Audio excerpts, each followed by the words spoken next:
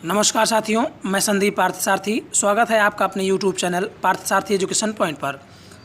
साथियों, आज से मैं एक नई पहल जारी करने चल रहा हूं, जिसमें मैं सभी रोज़गारों की जानकारी डेली टू डेली आपको अपडेट सुबह से लेकर दोपहर के बीच में दे दिया करूंगा। यह जो टाइटल होगा वह दैनिक रोजगार समाचार और आगे दिनांक के माध्यम से दिया रहेगा, और वीडियो के अंदर जो भी मुख्य पॉइंट्स हैं, मुख्य बिंदु हैं, उनकी जो अपडेट्स है वो ऊपर आपको शॉर्ट रूप में दी रहेगी। तो साथियों, इस पहल को जारी रखने में हमें अधिक अपडेट होना पड़ेगा, जिसके लिए आप सभी की सहायता चाहिए होगी कि आप इस वीडियो को अधिक से अधिक प्रसारित करें और अधिक लोगों तक पहुंचाएं, जिससे कि मेरा यह कठिन परिश्रम उन सभी अभ्यर्थियों के हित में हो जिसके लिए हम करना चाहते हैं। तो आइए शुरू करते हैं आज का दैनिक रोजगार समाचार 29 अक्टूबर 2020 का। यदि आपको हमारा यह वीडियो अच्छा लगे तो हमारे चैनल को सब्सक्राइब करें, लाइक करें और कमेंट करना ना भूलें।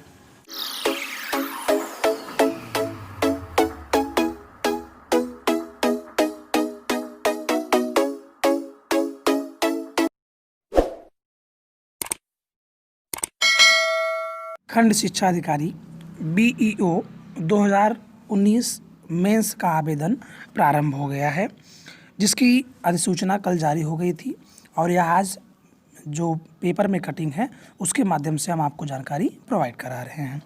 तो जो BEO 2019 की मेंस परीक्षा है उसके लिए अब आप फॉर्म भर सकते हैं, अप्लाई कर सकते हैं, और आवेदन भरने की जो अंतिम तिथि है वह आपको 12 नवंबर दी गई है, जो कि आप UPSC की वेबसाइट से भर सकते हैं।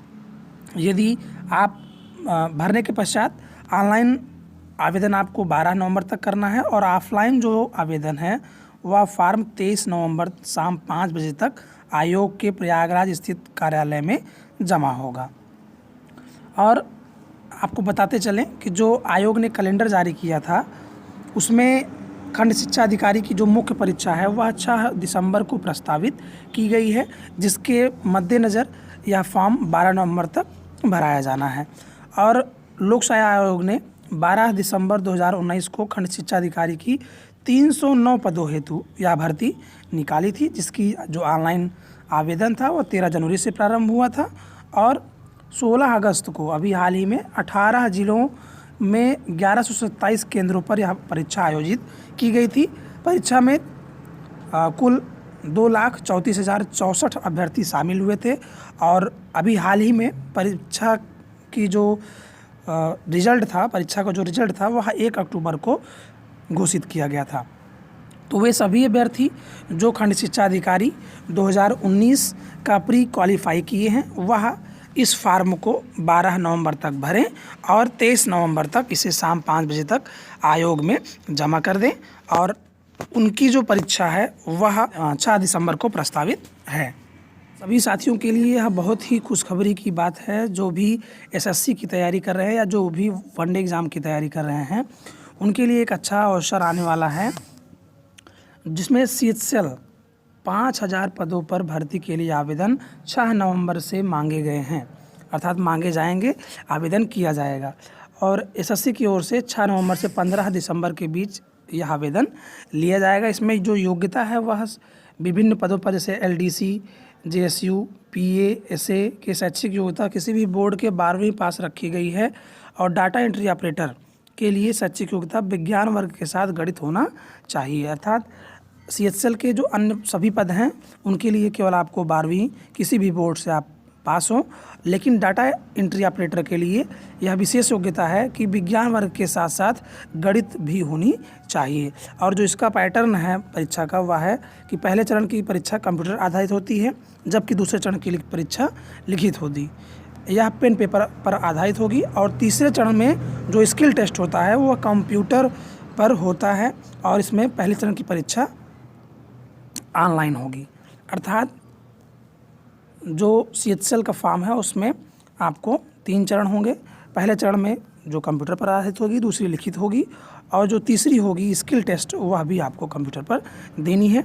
इस संदर्भ में जो प्रमुख तिथियां हैं वह जो घोषणा हुई है वह CHL 2020 की घोषणा 6 नवंबर 2020 को ऑनलाइन आवेदन किए जाएंगे और 15 दिसंबर को ऑनलाइन आवेदन की अंतिम तिथि होगी। और जो Tier 1 की परीक्षा होगी वह 12 अप्रैल से लेकर 27 अप्रैल के बीच कराई जाएगी। RO-ARO 2016 मेंस के लिए 5754 अभ्यर्थी सफल हुए हैं।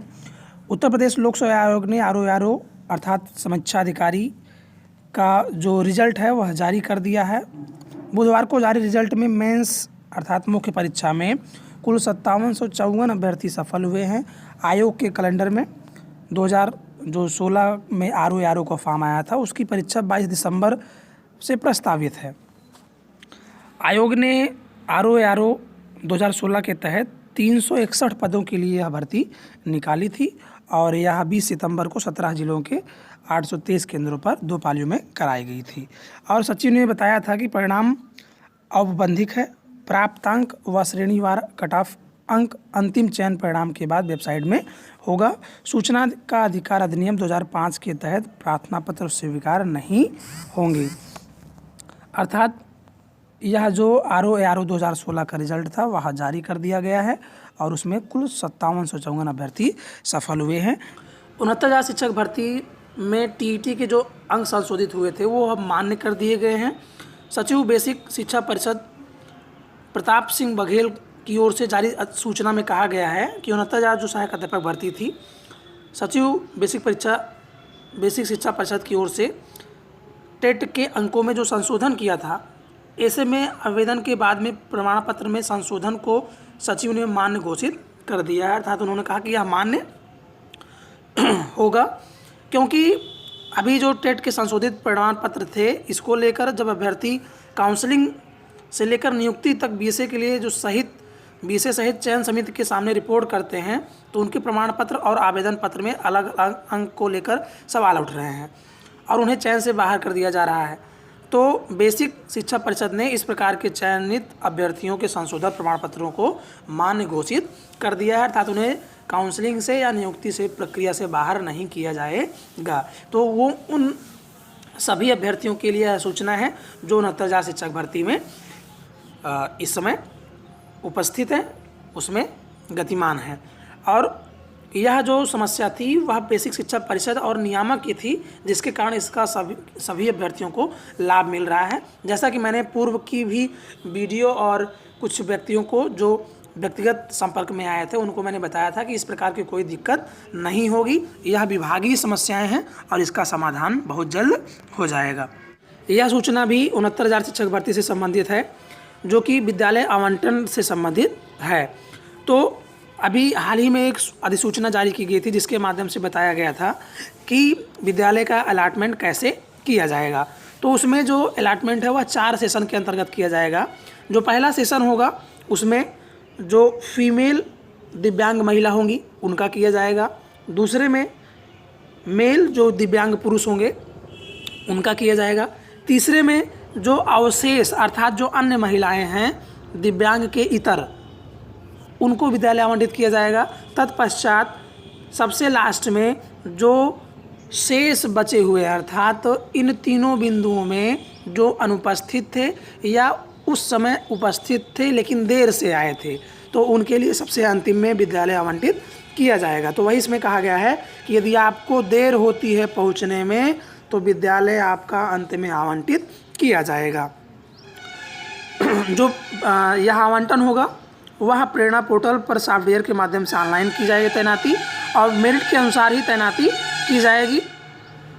पदस्थापन के लिए विद्यालयवार रिक्तियों की सूची वहाँ पर चस्पा रहेगी और प्रोजेक्टर के माध्यम से रिक्तियों की सूचना दी जाएगी और दिव्यांग महिला पुरुष शिक्षकों को ही विकल्प मिलेगा चयन करने का मौका और जो पुरुष शिक्षक हैं उनको सीधे मेरिट के अनुसार उन्हें विद्यालय आवंटित कर दिया जाएगा। अर्थात जो हमने आपको बताया अभी कि केवल पुरुष महिला जो दिव्यांग होंगे उनको और जो अन्य महिलाएं होंगी उन्हीं को विद्यालय ऑनलाइन आवंटित किया जाएगा और अन्य जो पुरुष हैं अभ्यर्थी उनको रोस्टर प्रणाली के माध्यम से विद्यालय आवंटित कर दिया जाएगा।